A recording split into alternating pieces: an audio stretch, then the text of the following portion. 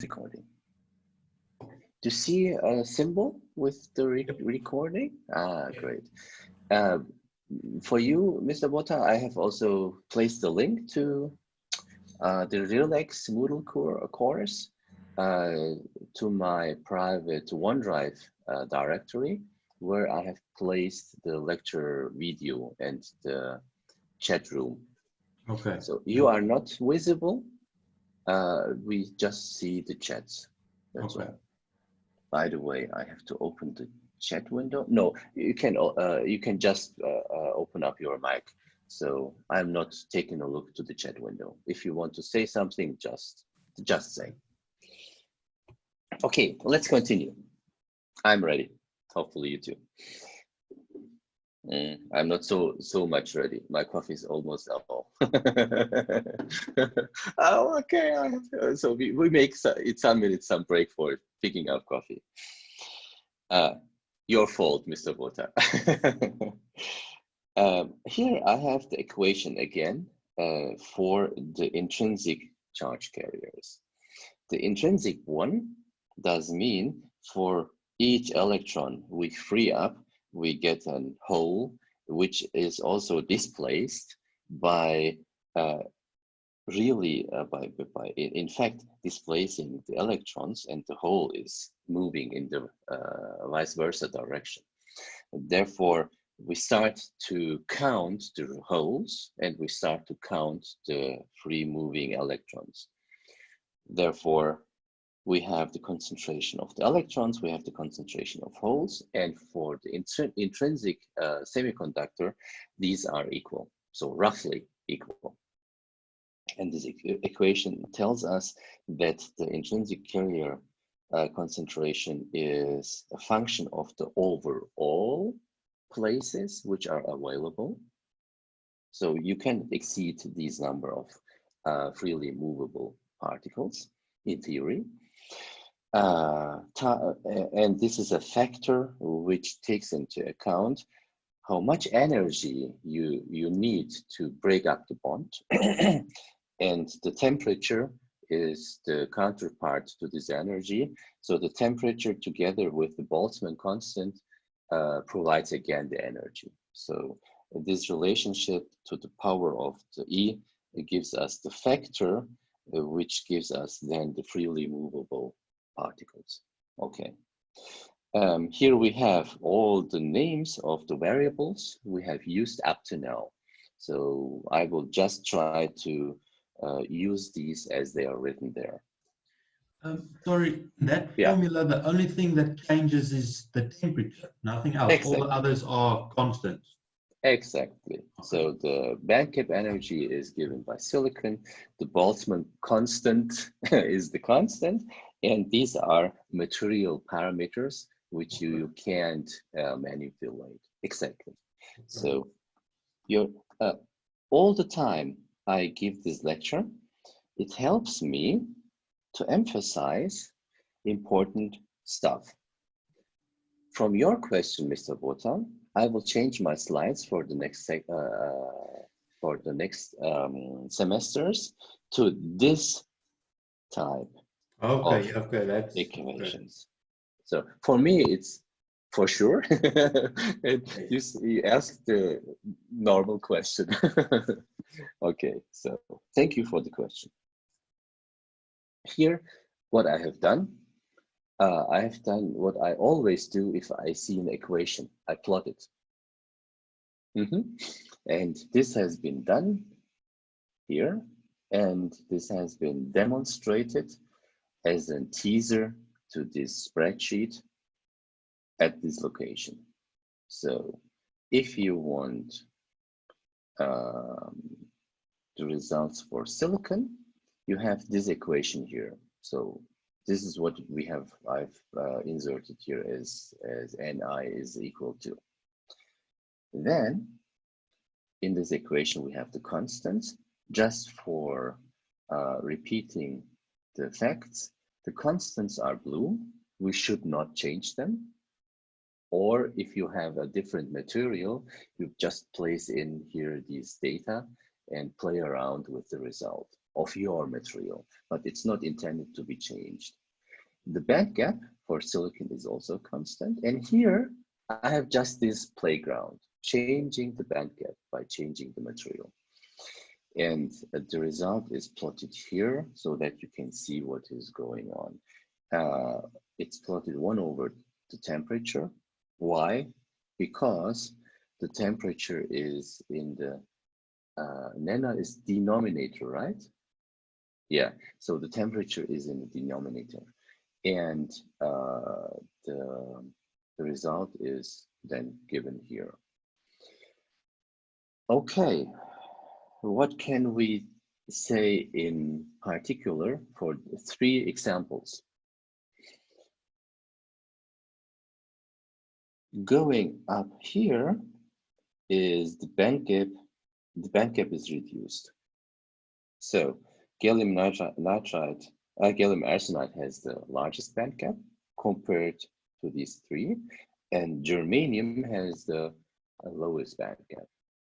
So if you lower the band gap, for sure, you increase the number of free movable electrons or particles because of the reduced energy you need to free them up from their bonds. That's the text. And if we go to lower temperatures, you are freezing up very fast these free movable electrons, and vice versa.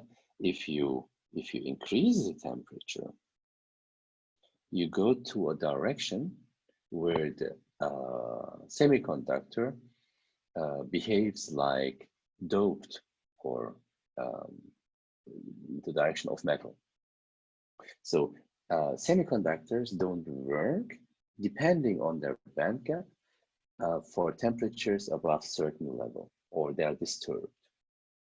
This means if you want to have high temperature electronics, you prefer electronics, the semiconductors, which have wide band gap. So silicon, 200 degrees C, 250 degrees C. I think this is the physical, from my point of view. But don't put the value to a law. Roughly in this area is the limit. If you want to go above, you take, for instance, gallium nitride. In my former company, the startup company I have told you the last time, we made an oscillator using gallium nitride, and this oscillator operated at 400 degrees C, and it was very happy. The only thing which was not happy was the bonding. What is bonding? You have a chip, you have a metal area where you place a wire and connect it to the environment. And this connection fallen apart due to temperature, but not the silicon, not the gallium nitride stuff. So it worked happily. So by the way, so this is the topic. So intrinsic carrier concentration gives a natural barrier over which your device doesn't work like intended.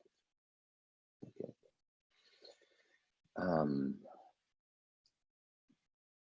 I have 2 more people coming in. They were in the waiting room. 1 second.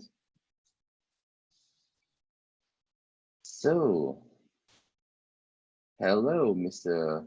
Hussein. If you can give me also your last name so that I can, I have not to do duzen. This is not, there is no word for that in English. And we have also Mrs. Akbar. Nice to meet you here. The last time you missed the lectures, so we are at the moment on page 12, but don't worry, your microphone.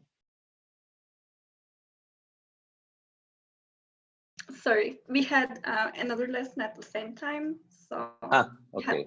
Yes. Oh, okay. So the lectures are recorded, and Mhm. sometime later I place the link to the Relax course so that you can take a look to my broken, rusty English. Yeah, we if, found. if you can stand it without the picture and so on. It's very tough. I try to listen to myself. Don't work. Doesn't work. Okay, so let's continue. So now we go to the point where we talk about doping. What is doping?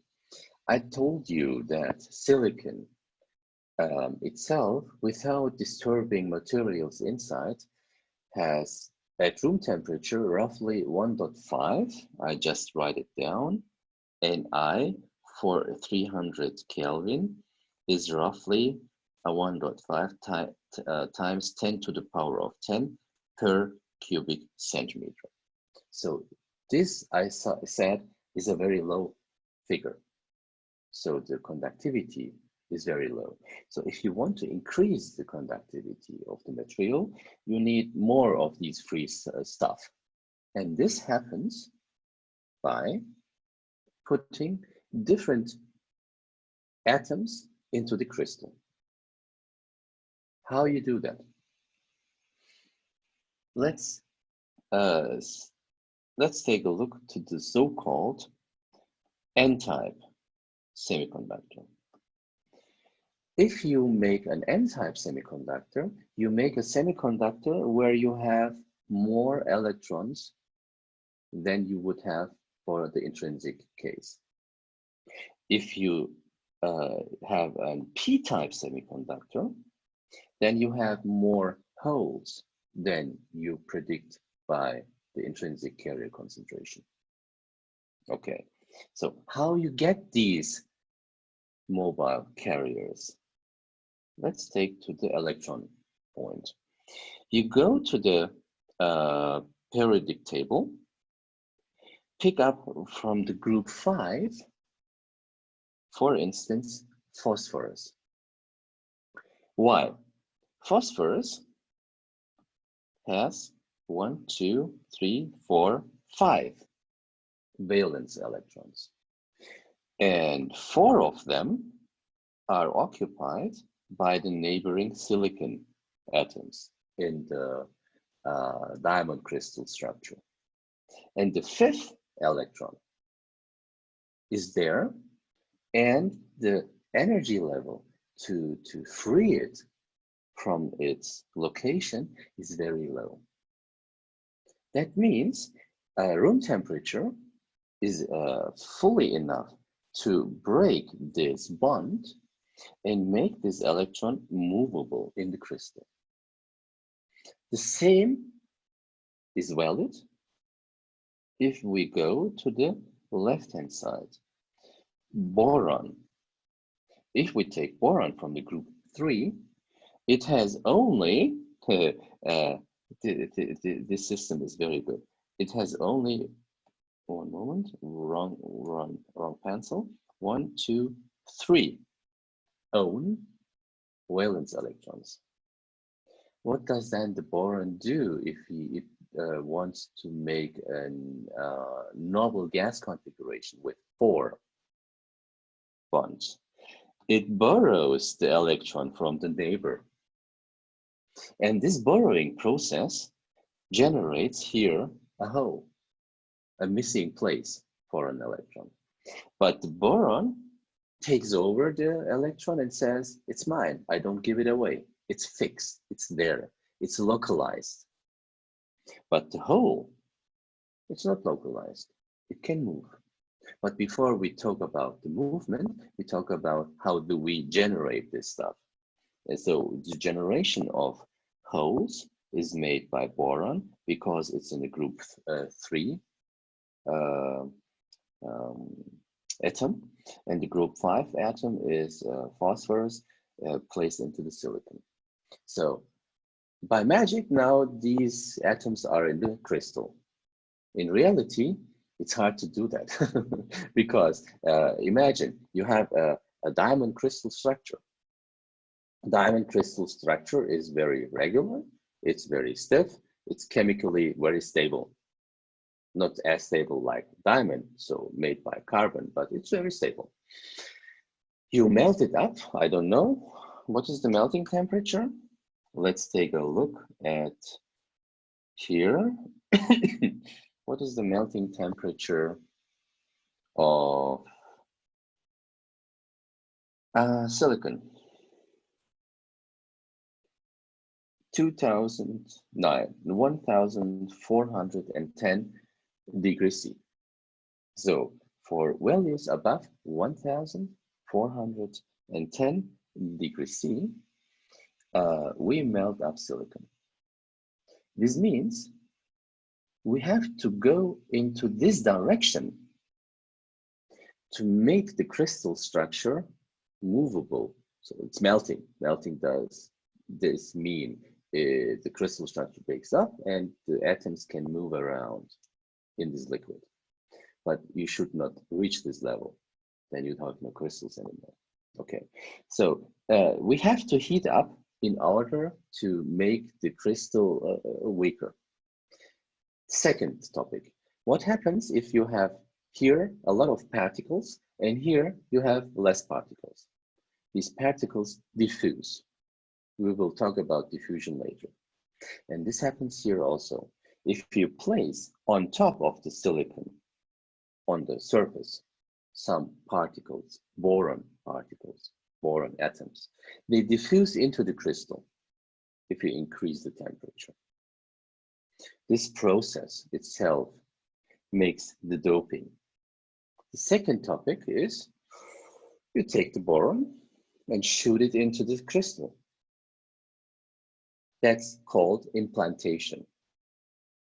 You can implant atoms into the crystal, but you can imagine if you shoot boron into the silicon, you destroy this area partly because it's brute force.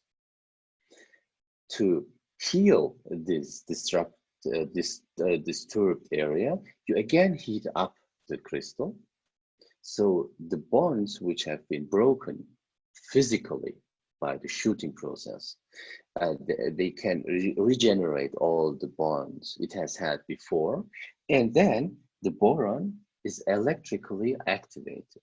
So if you read, the purpose I'm telling this to you is, if you read about semiconductor manufacturing processes, you will hear these words or these procedures. So this means implanting does not mean I have a hole. Implanting does mean it is physically there. Then you have to activate it by healing by temperature. Okay, let's go to the values. Therefore, I have written this and that. Let's concentrate on these and that figures. P is the concentration of holes. 0 means in equilibrium. So everything is steady state. Well, capital P does mean the hole concentration in the P-type semiconductor. So P-type semiconductor is the semiconductor with boron doping. So if I say P0P, I mean the hole concentration in equilibrium in the P-type semiconductor.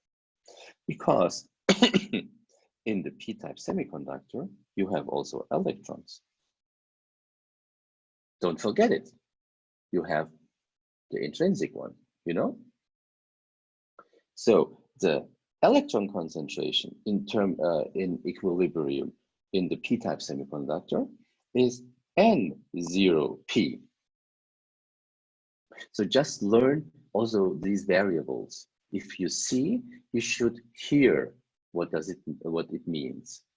Therefore, I'm laying stress on that. We have it here also, just on the next slide. But here we use it. So let's come back. These are the movable ones. This concentration is the one you have generated by putting boron into the crystal. So this one is the movable, this one is the one you have generated in the crystal. How much doping material you have put in? This is Na, the concentration of the acceptor atoms. Acceptors. What is accept? You receive something. What does a boron receive? An electron. So an acceptor is a receiver of electrons. So if the boron has received this electron, what is its charge level? Sure, 1 times negative, 1. Therefore, the concentration has the minus sign here. So the boron atom receives an electron, it's ionized, and these ions are localized. They are not movable. So boron does generate localized charges in the crystal, not movable, and each location is charged 1 times negative because it has accepted 1 electron to form the fourth valence connection to the neighboring atom. Okay, but the crystal is neutral because if this electron is placed here we have a movable hole. So 1 movable hole, 1 fixed localized ion is again neutral. So don't forget it. Doping atom is neutral, silicon is neutral, boron in silicon is neutral, but the boron gets ionized and generates 1 hole. This is the mechanics behind that. Okay, so all stuff which I mean is a hole or which I stress on the positive charge is some type of blue. All stuff I mean it is movable and negative, I color it, yeah, orange, let's say, or what's the color of that? So it's dirty orange, huh? Orange. Now talk about the equation itself. So if I put into the crystal 10 to the power of 16 per cubic centimeter, this doping stuff, then I have roughly the same number of movable holes. Sure, you put it boron here and it generates a hole. The second does the same. Okay, so we have this figure. It's very understandable. But what is not so well understandable is this figure. And I is a value I have told you 1.5 times 10 to the power of 10. So I just put this equation and the figures now in, divided by our doping concentration. And the units are square of 1 over cubic centimeter. And here we have also 1 over cubic centimeter. So the result is 1 over cubic centimeter. Just can you calculate this value, please? What do we get?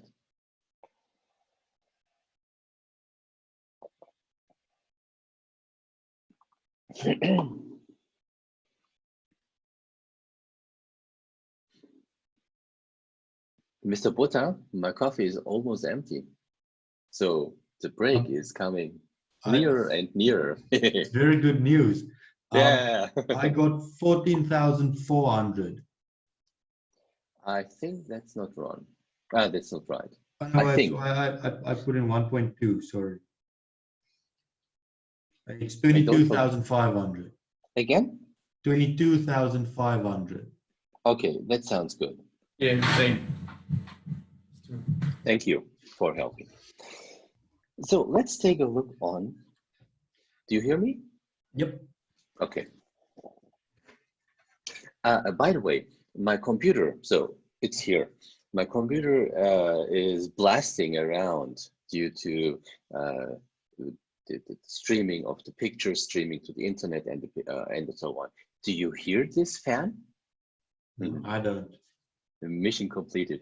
I have a noise canceling one. It works. Not only for Perfect. me, it's totally silent, but also for you. That's great. May I ask a question? Yes, sure, please. Right now, my friend is texting me, Hussein, and he had problems with connecting.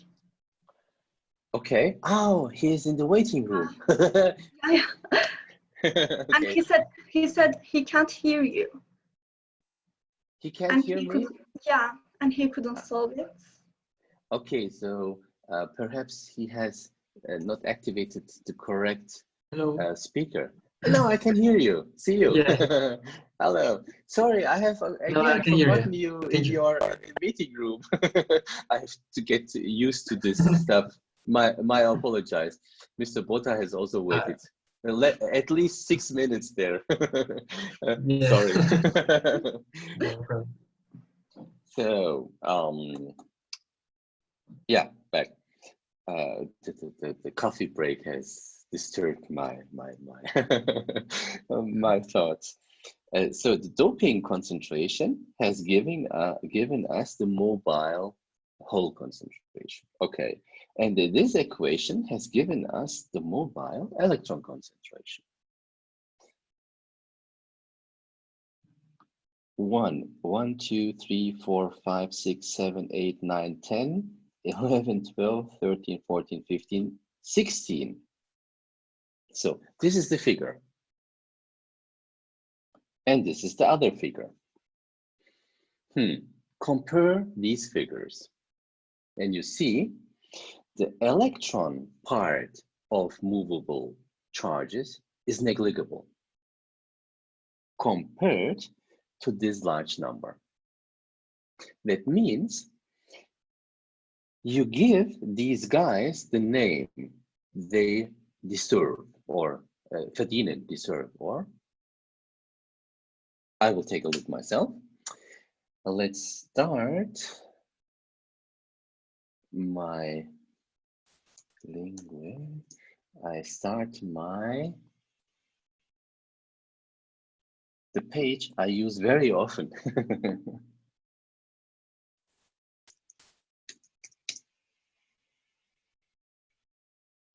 Earn, deserve. So it was right. So these holes, or these charge carriers, they generated by the dopant is called majority. And the other counterpart are called minority. So they deserve these names. And also for the n-type, the electrons are majorities and the holes are minorities. So what does that mean? How you can explain it? Because before doping, the electron and hole concentrations were equal. Now the hole concentration is larger. We understand it for sure because you have done it. You are the cause. And the minorities, the numbers have decreased. The reason is, if you have so many holes, then the probability that these holes catch up a minority carrier or the other carrier and recombine and destroy one electron, freely electron, by catching up is very high. This qualitative statement, a very high probability to catch up the electron, neutralize it. This increased probability due to the increased doping level is summarized to this equation. And this equation is called Massenwirkungsgesetz.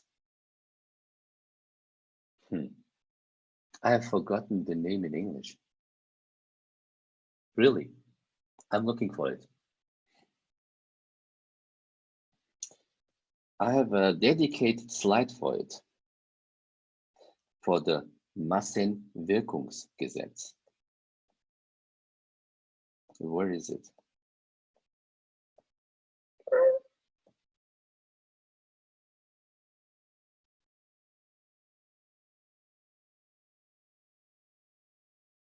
It's no more there?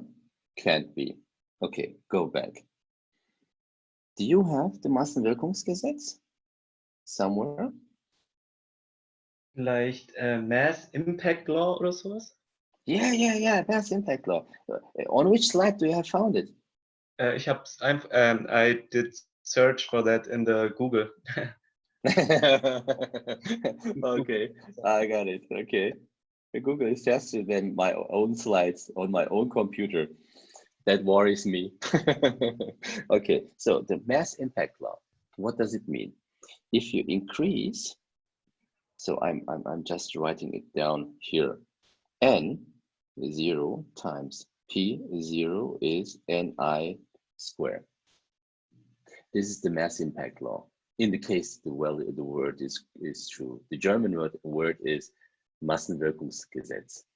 Okay, so the mass impact law says if you increase one type of carriers, you have to decrease the other type is decreased, and the result is Ni squared.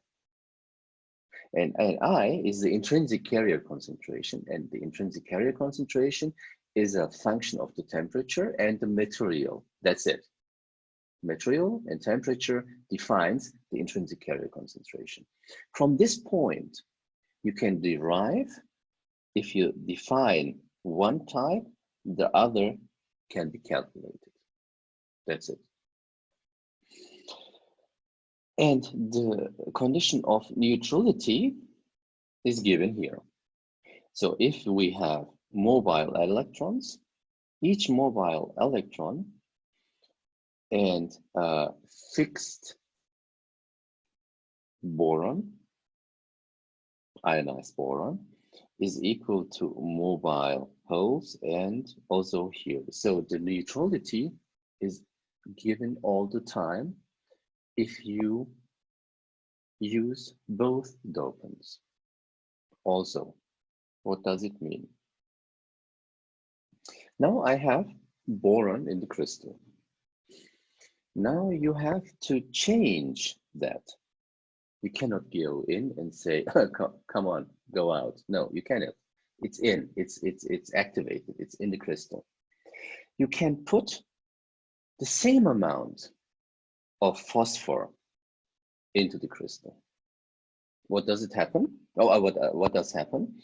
The electrons are catched by the borons, and both are happy. The boron has the noble gas configuration, the phosphor has noble gas configuration, and no additional movable carriers. No charges additionally. So the crystal is again intrinsic.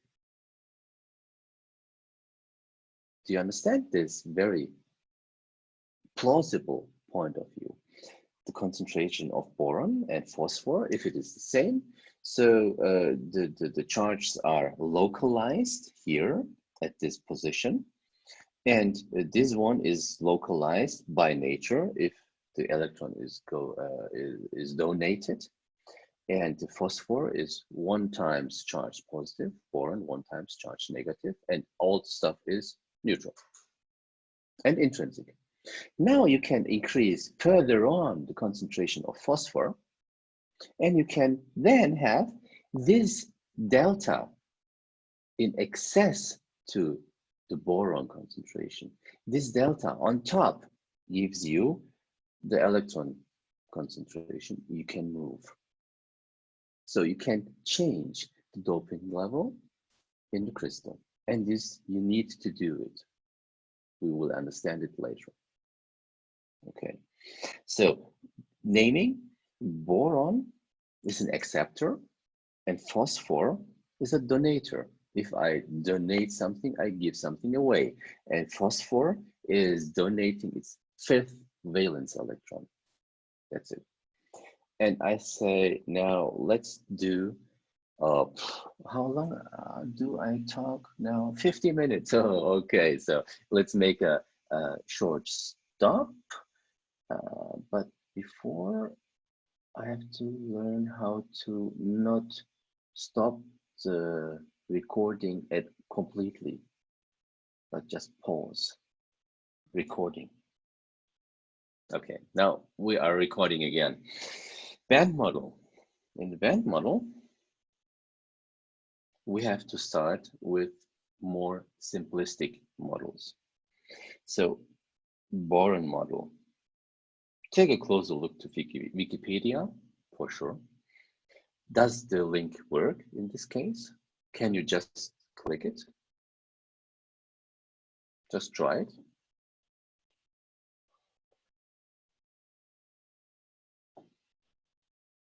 Does it work?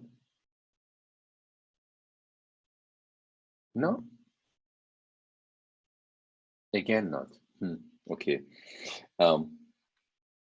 I just made copy paste, so I will try it out on the PDF file itself.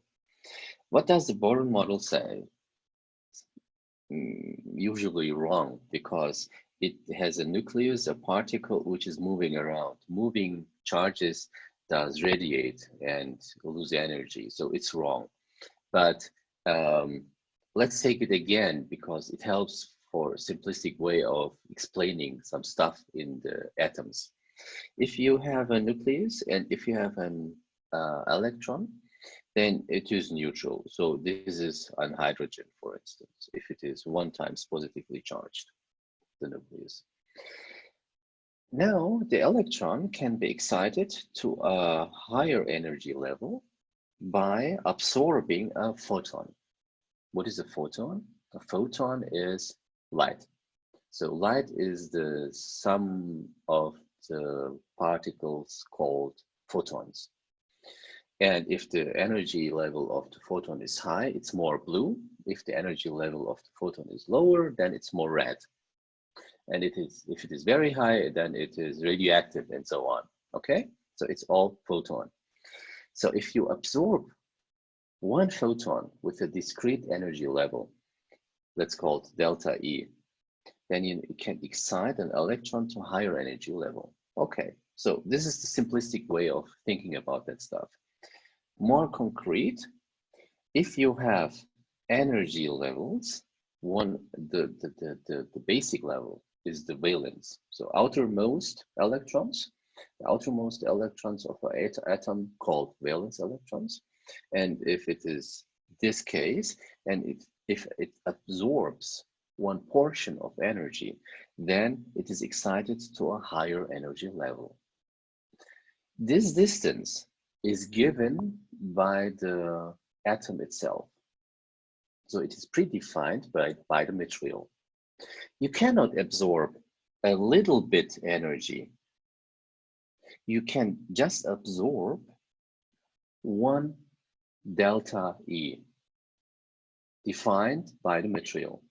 So if you radiate, a gas irradiate from external and measure the transmitted light, then you see some dark lines. So some portion are absorbed.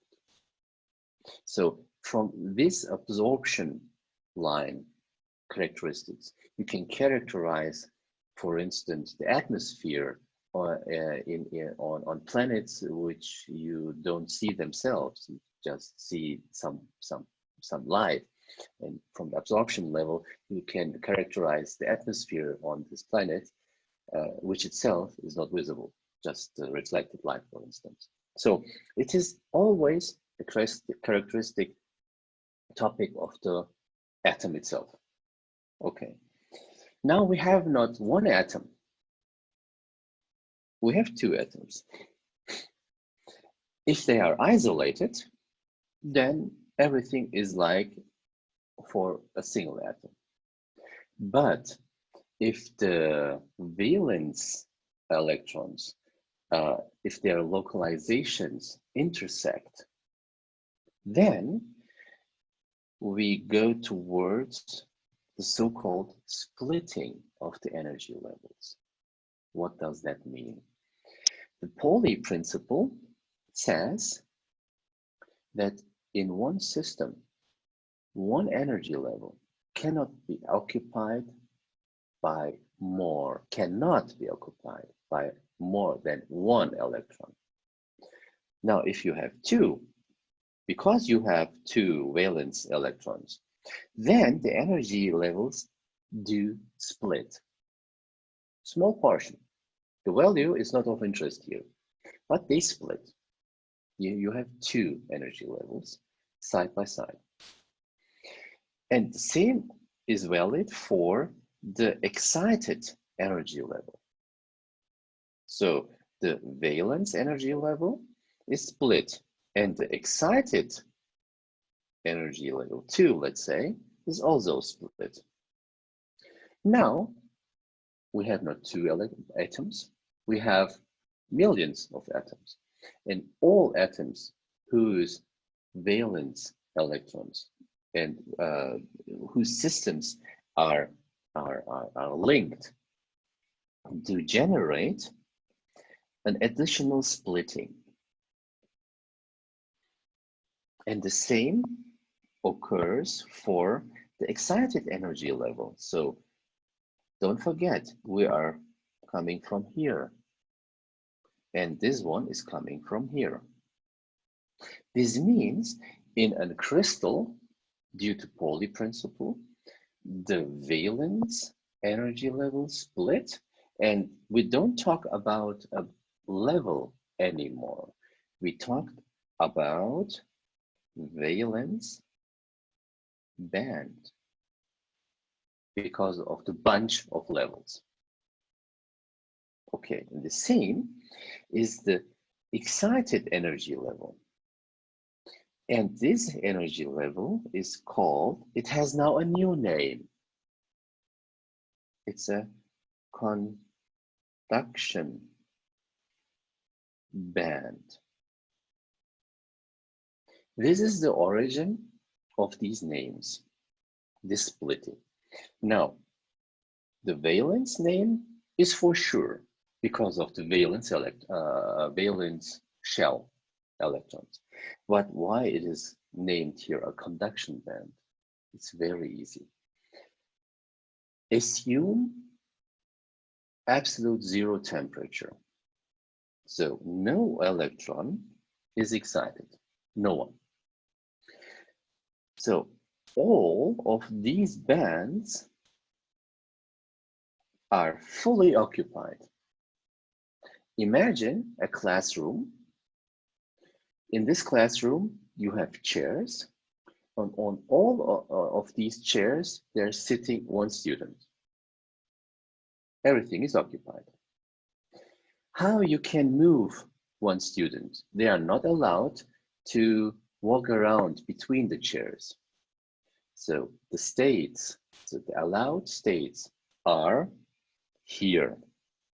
And if all allowed states are occupied, then one electron cannot move to the next place. All are occupied. Therefore, there does not happen any electron movement. So silicon is like wood. It doesn't conduct. But at room temperature, we learned that some bonds are broken. And here we are. So some bonds are broken. And therefore, some electrons are movable. And this breaking of a bond does mean that this electron is now here, but only a few. That means that these electrons in the conduction band are in an area where not all possible states are occupied. Now let's talk about the valence band first. One electron is gone. What does this electron has left? It has left a hole. That means in the valence band, you leave vacancies. These vacancies can move, but in reality, if you have here one moment, if you have here one vacancy, this vacancy doesn't move. The electron goes into this vacancy, and then the vacancy has moved its location by moving of the electron. But of all semiconductor people don't talk about the billions of electrons. They talk about the leftover vacancies. Okay, so therefore, in the valence band, you can have holes, vacancies. And in the conduction band, which is usually completely free of electrons, then you have movable charges here, the electrons. Therefore, the name conduction band and valence band. And in between, you have an energy area which is prohibited. Why? Because of the energies which can be occupied in the atom. You can calculate the resonance of the electrons, and the energy level needs to be resonated in this shell. And if this does not happen, this energy level is not occupiable, it's prohibited. Therefore, these energies are not used by electrons. And this prohibited zone, the distance between the edge, it's important, the distance between the edge of the band is the band gap. So the band gap is the difference between the conduction band edge to the valence band edge. So it is the same way of looking at this in the binding model. If you crack up a covalent bond, this energy you need is the band gap energy. So this translates, this amount of energy you need to break up a bond is the band gap energy. Now we are here. So let's talk about n-type. Remember, n-type semiconductors have phosphor atoms bound into the lattice. The fifth electron can be removed. Now it comes in qualitative word, easily. So this electron can be removed easily. This easily means the energy distance between the donator and the conduction band edge is very low. What does mean very low? It's also material specific. It is 0.05 electron volt. So in semiconductor physics, energy levels are referred to electron volt. Now you say, how electron volt? It means, now let's talk about this very shortly.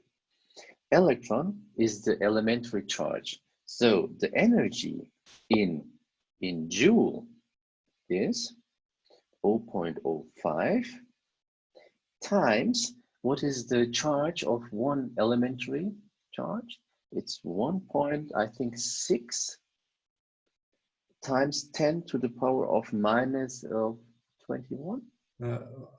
Or 19, I think. 29? 19. 19, okay.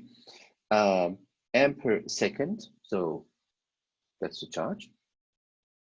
Okay, and then times volt. Instead of writing down such low numbers of figures, you just type, you normalize this area to electron volt and keep this handy figure 0.05. So this is the way of writing down low energy levels in semiconductor physics. Okay, so for the p-type, we have learned that we should be, again, be aware.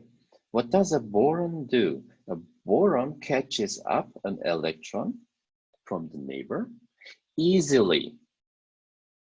This means a boron, which is localized here, catches up an electron, and in the boxed shaped places, these are localized, not movable. So they catch up an electron and it's there. And it generates a movable hole. So each dopant generates a movable hole. Now I have symbolized the intrinsic charges also.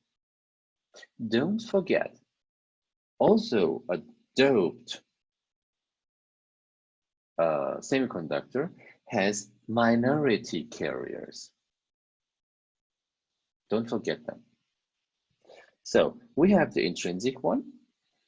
The band gap is overcome by temperature. Here for the phosphor dopant, you have to overcome only a low value of energy. And for an acceptor atom, you also need a low value of energy. So usually at room temperature, all these dopants are fully activated. All phosphors have donated, and or all borons have accepted.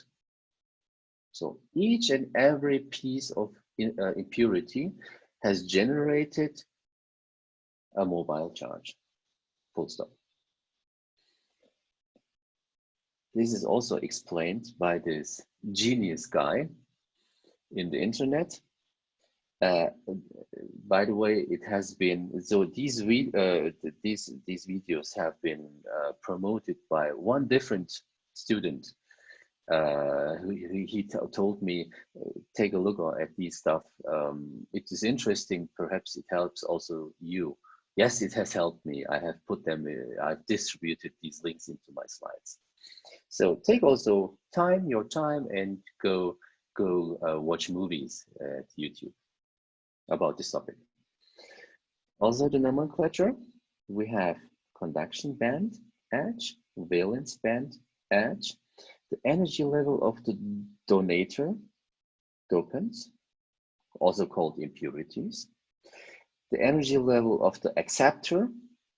Oh, I think it should be a C, right? Or is it absorbed by Latin, because in Latin it's written AK, not AC. I'm not sure. Let's take a look. I think it should be C. C or key? K. K? No. C? Double C. C? Double C. Yeah. Double C? Double C. Okay. You think so? Let's take a look into the book. I'm searching for the location in the book where we talk about doping, or where we are. Oh, not here, not here. In Google, it is written with a double C. With double C? Yes. Wow. Now we have 3 options. No, but it is double C. Accept, no.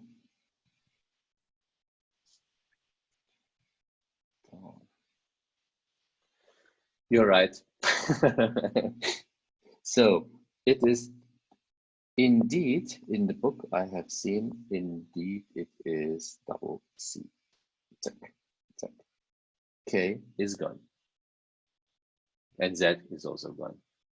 Thank you, Pota. Now we can search and replace all that stuff. No, I will do it myself. Now we talk about the processes. Because you have to imagine, we are talking to each other now, not in daily language. We are not also talking about an electrical engineering point of view with inductors, charges, and so on. We're talking about procedures which don't happen in daily life. So we need these additional vocabulary. Therefore, I name it here with some emphasis. If we have a charge, so all the valence band is full of charges, but we don't talk about the charges, we don't talk about the leftover vacancies, right? But at the moment, we just talk about of one charge. If this is excited somehow to the conduction band, it's called the generation process.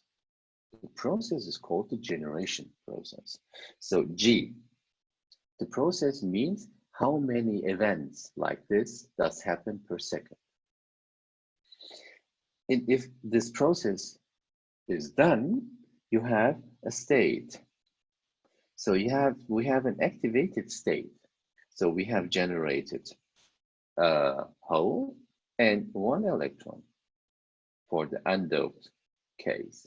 So this generation makes this state.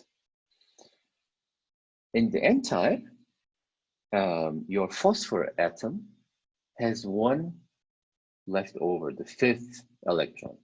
It is activated by generation, and then it generates a localized ion and 1 movable electron.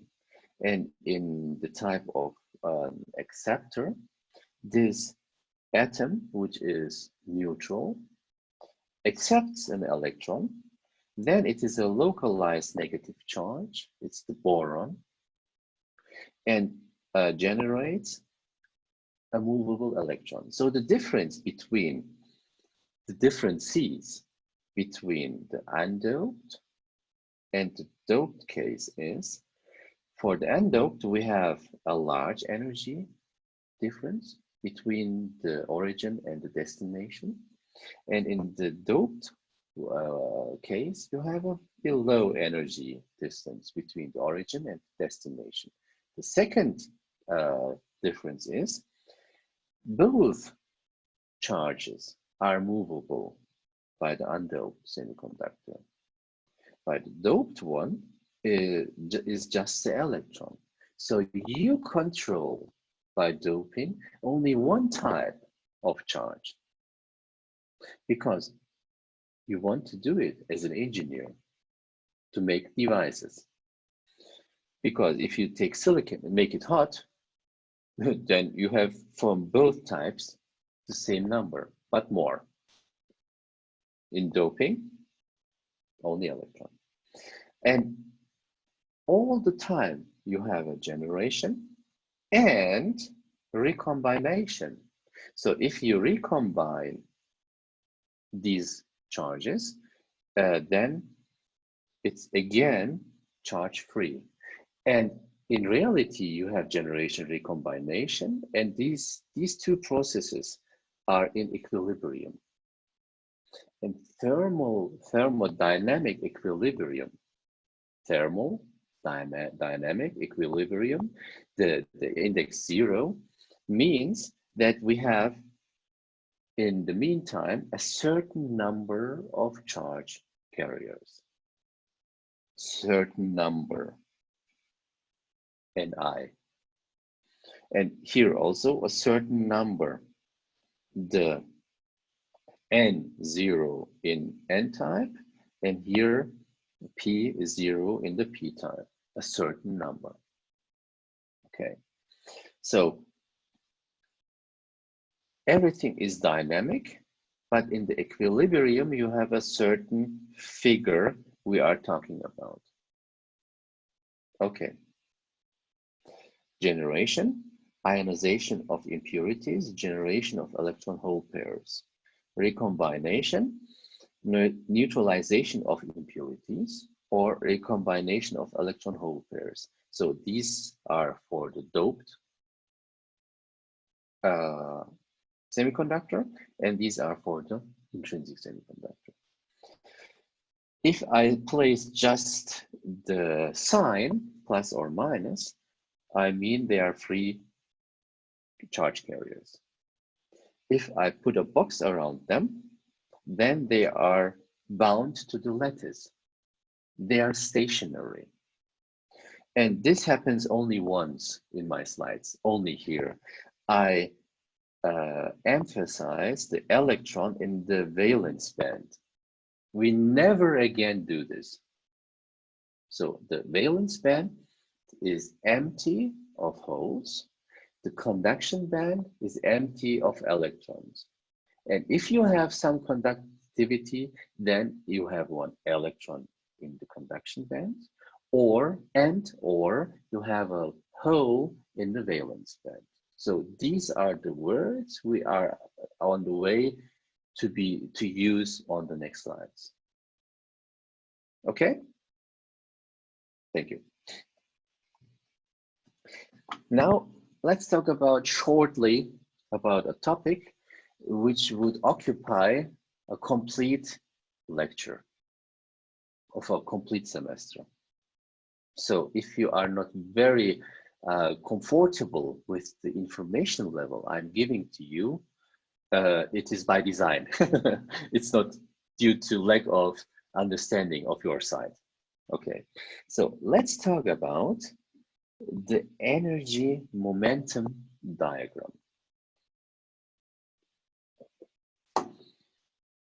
Let's go back to physics. Here's a particle. This particle moves. A particle has, due to its movement, a momentum. Okay, this momentum also carries an energy. So the energy and the momentum are linked. What is the linkage between them? The mass. If you have a certain velocity, you have, with the velocity and the mass, an energy. So that's in the physical environment we are living in. This does happen also for the electrons, which have a mass, in the crystal. But it is not a square function like in the real life, in our lives, in the macroscopic world. It has a difference.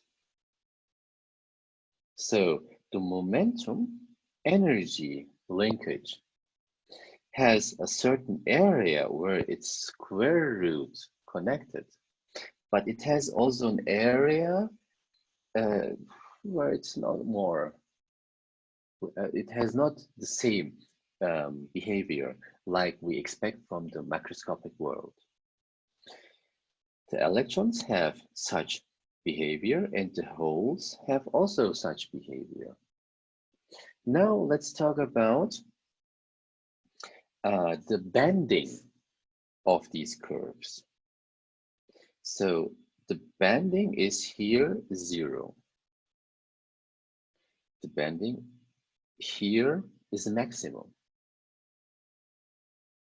No, the banding is here maximum, and here is the banding 0, vice versa. Sorry. And we have one minimum here for the electrons. We have also a different minimum. So you can calculate this stuff in an atom by physics. You can find it out, and then you can plot it. Now, this semiconductor, which has a momentum where the minimum of the AEK diagram is at the same location at 0 momentum. These semiconductors are called direct semiconductors. What does it mean, direct? You don't need to change the momentum to recombine an electron with a hole. So the electrons tend to have the minimum energy. Now make a translation of the location of the electrons in the energy. If you have a hole, then you have a lack of electron, you know? Don't forget that. So if all electrons tend to have the lowest energy level, so the holes are at the opposite energy level. So the holes are bubbles in the water, and the electrons are, they have the mass and go down. So the electrons are placed at the lowest energy level, and the holes are placed at the opposite energy level.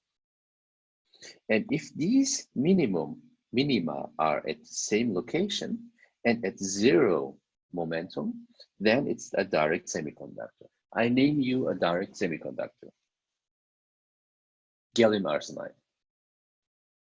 If you have an infrared remote control, then there are gallium arsenide light emitting diodes, LEDs. And nowadays, if you buy an LED, a bulb, and screw it to the ceiling, then there is a gallium nitride semiconductor in it. Gallium nitride has a very large band gap, above 3 electron volt. The light is blue. Now you can say, okay, my bulb is not blue. You're right.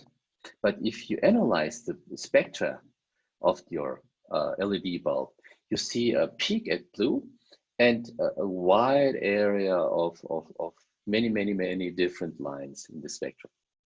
And this is caused by phosphorus, by some phosphorus materials you place on top of your LED. 1 second, perhaps I have a, oh shit, I have thrown away all, oh no. I have here an LED, yeah? You see all the points? These are the gallium nitride stuff, all these points in a matrix. And the yellow stuff is the phosphorus material who absorbs the blue and emits all energy levels to make up a white image. So the phosphor on top of the LED does define the color, so the temperature of your white light.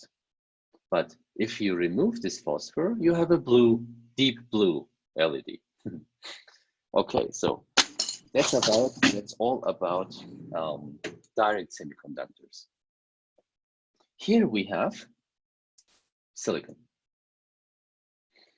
And we see in silicon, in the AEK diagram, the minimum is not at the same momentum like the maximum in the valence band. Due to this momentum dislocation, you need some momentum. What is a momentum? You need some momentum from the crystal. So how does that work? The crystal does vibrate, and these vibrations are verbalized by phonons, not photons, phonons. So vibration are caused by phonons. these phonons can transfer a momentum. So one electron catches up one phonon from the crystal, is dislocated, and then it can recombine. But to be able to do this, it needs a chair to sit on it. And these are called the traps. So you place a chair, here is the electron, this electron is kicked into this chair, and then it can recombine. And this process does take place in silicon diode, if it does conduct current. So the electrons recombine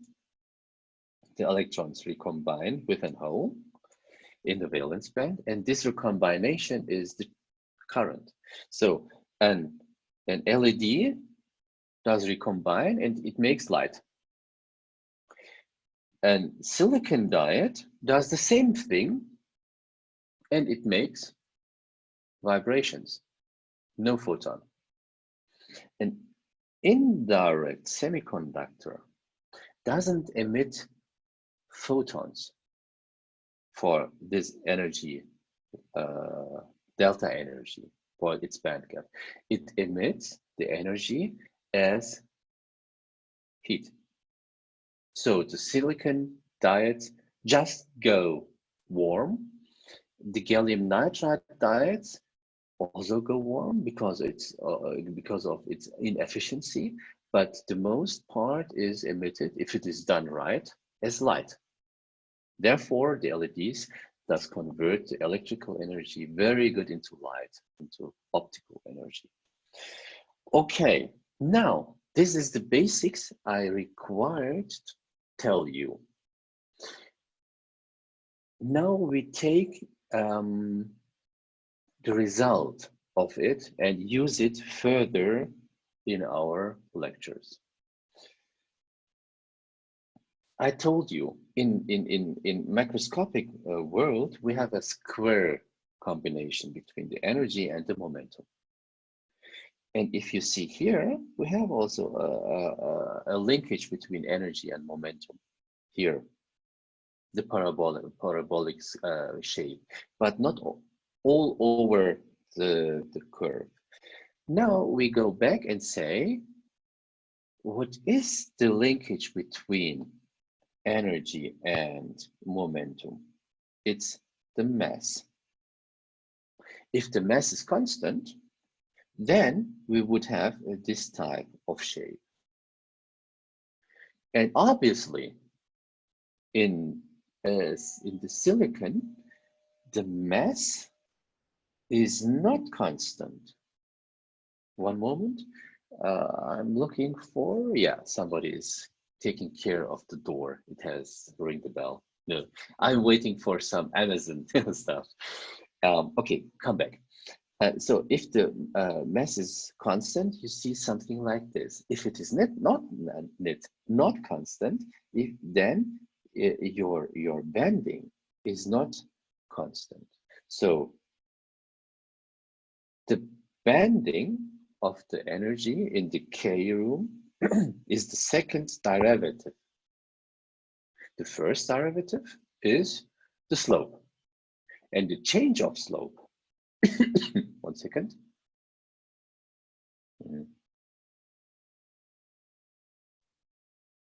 So come back. So the slope, the change of slope in the denominator times h bar is the mass. So I let drop this value from the sky. So if we track the slope and if we have a high bending, then this bending is in the denominator.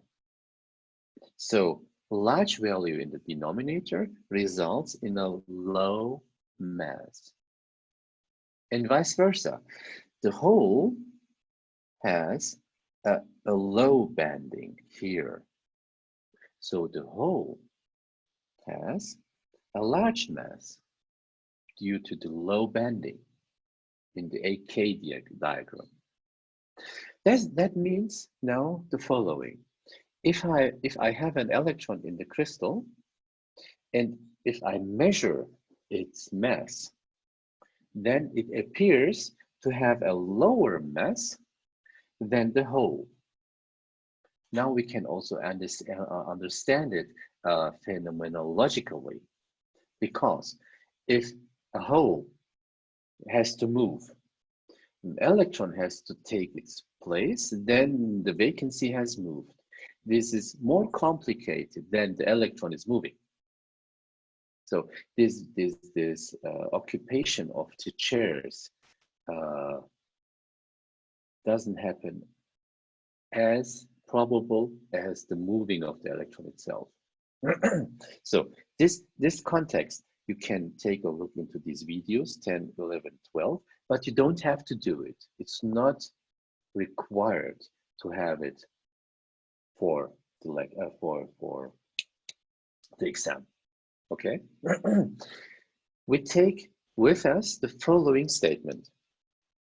If the electron is here, it has a low mass. If the electron has this energy level, it has a very high mass. That means electrons in silicon with a high energy level, however you do it, you excite it to a higher energy level, the mass does change. This situation we need to understand in devices later, but not today. So make a earmark into your iPad on this page. We will need this this linkage between mass and energy later on. Okay, so let's talk about the nomenclature of our AK diagram. The energy, the minimum energy in the AK diagram, the maximum energy of the valence band. If these minima and the maxima are located over each other, then the semiconductor is a direct semiconductor. If it is displaced, it is an indirect semiconductor. In the indirect semiconductor, the recombination does take place irradiative. It is just making heat. Direct, it makes light. So all laser diodes have direct semiconductors, like indium gallium arsenide phosphide, gallium nitride, gallium arsenide. So all direct ones are used for light generation. Okay, and the masses of electrons and holes are a function of the energy in the AK diagram. So we know if we have a high banding, we have a low mass. If we have a low banding, we have a high mass. These are the topics we take with us to the next slides. Okay. Oh, wow. I'm talking, and we have made so much so long. I apologize. I have fully overseen the clock. Okay, so next week we do a little bit less. Okay, before we stop, just drop me your questions if you have any at this situation of overload. If not, just write down your questions later on for the next week. I apologize for taking so much time. See you. No problem. Thank you, Professor. Not at all. Bye-bye. Bye-bye. Ciao. Ciao.